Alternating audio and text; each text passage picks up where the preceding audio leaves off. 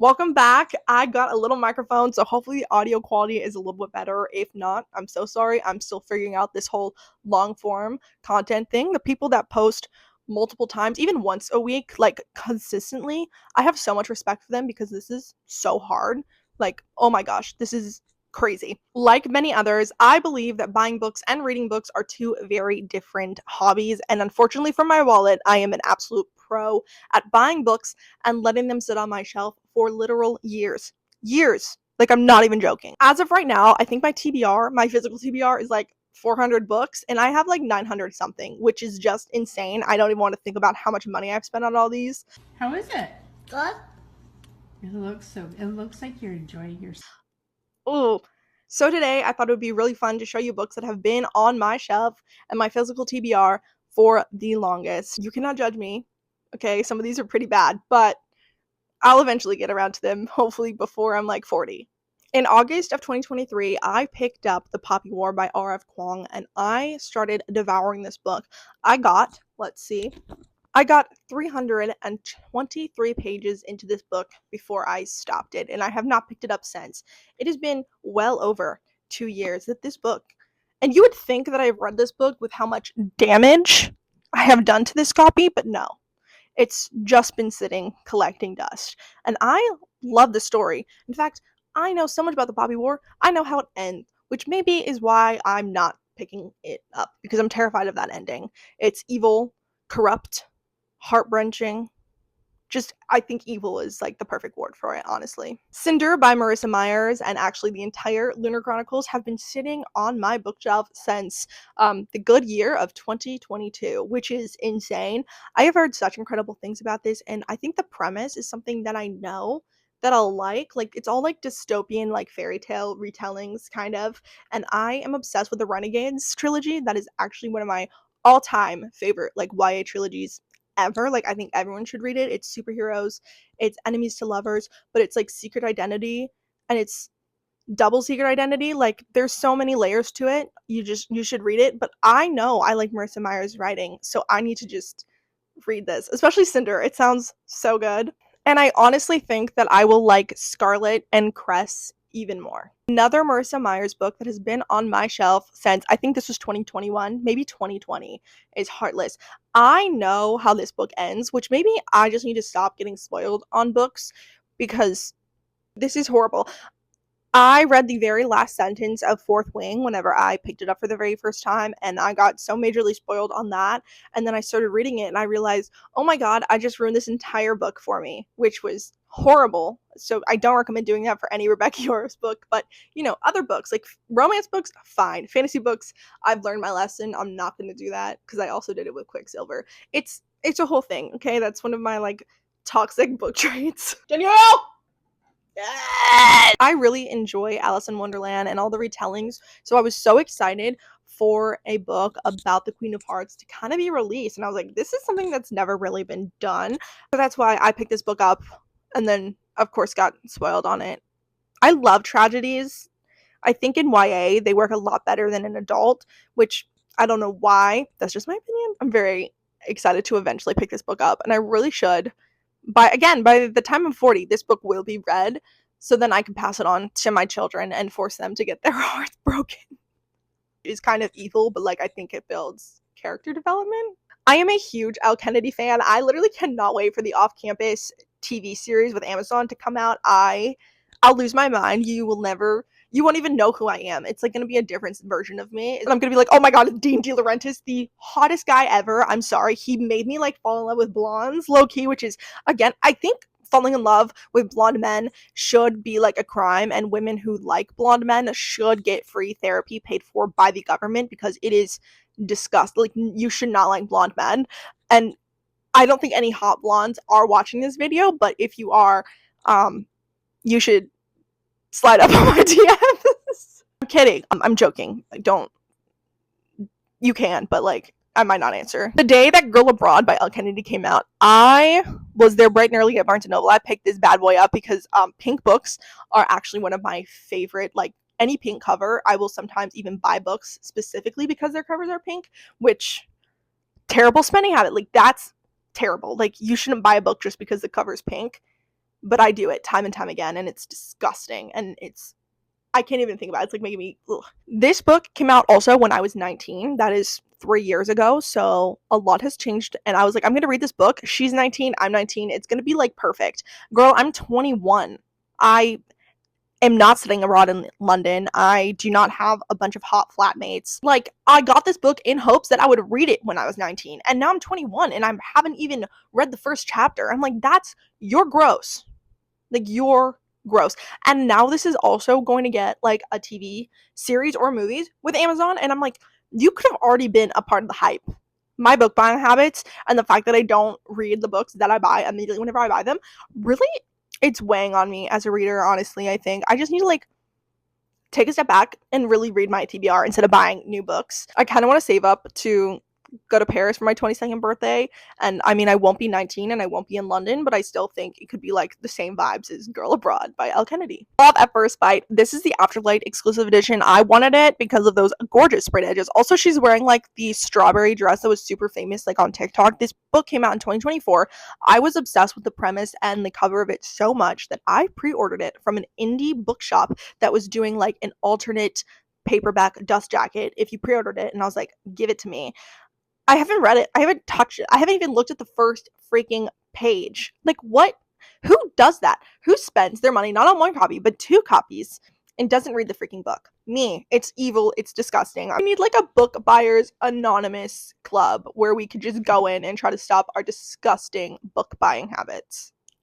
V. Schwab is one of my favorite authors of all time. One of my favorite trilogies of all time is the Darker Shade of Magic trilogy. That one is fantastic. And I saw her here on tour in Arizona whenever she was here for a Fragile Thread of Power. And I own 4 copies of The Invisible Life of Addie LaRue. I don't know what I'm doing with 4 copies. I haven't read this book. I haven't started this book. I don't even know if I'll necessarily like this book, but somehow I have 4 copies of it. I got 1 copy whenever it like first came out, and now it's just been sitting there collecting dust. But I love this author, and I do love this author. And she has the movie coming out for this, so of course I need to like read it so I can be a part of like the movie hype. And the idea of a girl making a deal with the devil so she's like immortal, but then everyone forgets her as soon as she leaves the room is literally insane. Like, that is the most insane premise. And I was watching, this is unrelated, but I was watching a interview with V. Schwab, and V. Schwab was saying that she writes the fantasy that she writes because she wants the average reader to go out in the world and like question if what she's writing about could be real, if magic could possibly be real. And I believe she was talking about Vicious in this regard.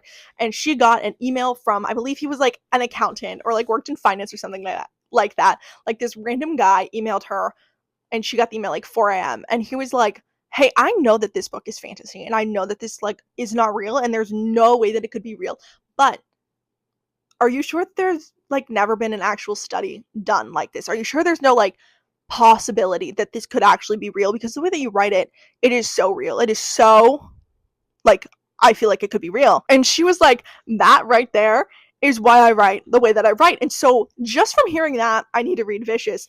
But it just makes me admire her so much as a writer and as an author and as like a creative person. Like, she is genuinely someone I look up to so incredibly much whenever I'm looking for like writing advice or just like general creative advice. She is an absolute mastermind, and I know that this book will be incredible, but I just haven't read it.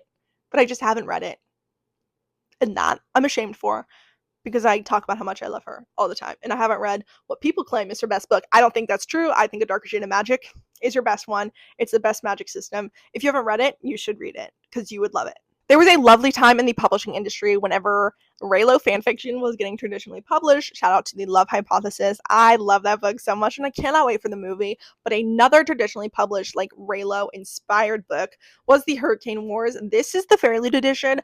I hunted this bad boy down, and I didn't think I would get it whenever they were selling their old stock, and I got this book, and I was so excited, and I was like, oh my gosh, I have this book. I can't wait. It's going to be so good. I haven't read it. I haven't picked it up. I haven't looked at it. I don't even really know what this book is about, except that they get married. It's like enemies to lovers. She has to marry him. And also, I think it's 5 books. Is it 4 books or 5 books? It's a long series. I thought it was just a duology. No, it's not a duology. But the art in this, hold on. Hold. The art in this, the naked cover. This is so obviously Adam Driver. It's not even funny. Like, that is literally Adam Driver. I have the second book as well, so I'm gonna be collecting them because I do think I will like them. I need to be like in the mood. I'm such a mood reader, and then I like buy things when I'm in the mood for them, and then I immediately, I guess, get out of the mood instead of just, you know, committing to what I've purchased with my money. But nope, that's not gonna happen ever, probably. I'm gonna be 45 years old purchasing books, and then by the time I'm 60, they're still gonna be on my shelf collecting dust. And my great grandkids are gonna be like, Grandma, what's this book from, 2025? Do you like it? And I'm gonna be like, I don't know. I've never read it. Read it and tell me how it is. God, it's embarrassing. I'm thinking about my future self and my kids and my grandkids, and I'm like, a handful of years ago, whenever I had the Afterlight subscription, I do not anymore. I only have Fairy Loot, YA and Adult, and probably Smut. But there was a time where I had Afterlight, and I also had Illumicrate, and I had Owlcrate, YA, and Fairy Loot, and probably Smut. Don't do that. That's unless you have the financial means. One day I'll go back to having that many, but not right now. I had the Afterlight subscription. I got the Well Met series. I was obsessed with these covers. I really like the naked hardbacks as well. I work at a Renaissance fair, right? So, like, look, so cute. And I did some research on this series, and I was like, oh my god, this series sounds so cute, so fun, like a perfect little rom-com. Is it a perfect rom-com? I couldn't tell you. Why? Because they've been sitting on my romance bookshelf since I got them. I think this is just like a video actually of me roasting myself for my horrible book buying habits and my horrible reading habits. Like, already. I think that these books, though, are adorable. All of them look absolutely darling, and I have heard good things about them. So again, I'll read them, I'm guessing, before I'm 30. Okay, not 40, 30. That gives me 9 years to read these books. And finally, multiple years ago, I purchased all the books of the Dirty Air series because I'm obsessed with Lauren Asher. Terms and Conditions is one of my favorite romance books of all time. Is the marriage of convenience trope. I think it's top tier, and I think she did it absolutely, like, incredibly. And King of Wrath by Anna Huang is also one of the best marriage of convenience slash arranged marriage books that you could possibly ever read and create. I read Throttled, and I was obsessed with Throttled because that was the very first F1 book that I have ever read. To this day, that is the only F1 book I have ever read. Terrible. And so I pick up the second book, and I am so excited. I'm like, okay, Throttled was incredible. This one is even going to be like juicier and more drama and more sexy, and I'm so excited. And I read the first 2 chapters, and I don't know what happened. I guess life happened, or I guess my stupid brain was like, actually, no. And so I put it down, and I haven't picked it up since. I'm sorry, Lauren Asher. I'm sorry. I should have apologized to her whenever I saw her earlier this year, because I have heard, like, my mom is obsessed with this series. She thinks it's incredible, right? Everyone that I know loves this book by Lauren Asher. They love the Dirty Air series because it's what, like, got her started, right? So why can't I just sit down and commit and read it? Why does it sit on my shelf collecting dust? And this is the indie cover. Like, these are not the traditionally published versions of these books. These are, like, the ones that she self-published. So I'm like, this is ancient text, and I need to be able to appreciate it more than I am. And I'm not appreciating it, which is embarrassing. I just put that book down, and, like, dust flew off it. I'm literally gonna cry. Old. Those are a handful of books that I've owned for the longest that I just have not read for whatever reason, because I am unfortunately a mood reader and it's horrible out here. I wish I could just read. I wish I could just pick up a book and read it and be happy. But nope. So I'm sorry if you struggle with this same thing. It's terrible. And we'll overcome this eventually. I think I'm going to start like a Book Buyers Anonymous like page or something. I think that would be really good, and people could just come to air their grievances, because it's hard out here. Thank you so much for watching the video, and if you've made it this far, I'm doing a new segment at the end of my videos where I'm talking about the book that I'm currently reading. Currently, I am reading Coldwire by Chloe Gong. This book is out November 4th, and it is a dystopian YA novel, and honestly, I read the first chapter of this book, and I was taken aback. It was so good. The cliffhanger on the first chapter alone, I was like, this is beautiful. The cover, incredible. This is the lovely arc of it. I will be seeing Chloe Gong, hopefully, at BookCon 2026. If you're going, I'm going out by myself. So love to say hi to people. I hope to see Chloe there, and I will hopefully get this signed and personalized because it's now one of my prized possessions, and I'm very excited to finish reading this book. Let me know what you are currently reading, and this one, it's good. It's good. I will give her that. That this book is really good so far. See you next time.